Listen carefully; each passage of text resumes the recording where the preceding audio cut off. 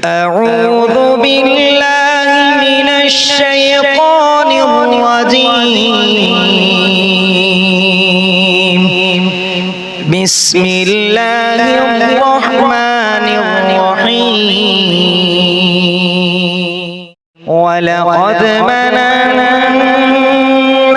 على موسى وهارون ونجيناهما وقومهما من الكرب العظيم ونصرناهم فكانوا هم الغالبين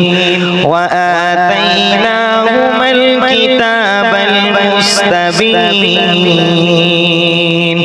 وهديناهما الصراط المستقيم وتركنا عليهما في الآخرين سلام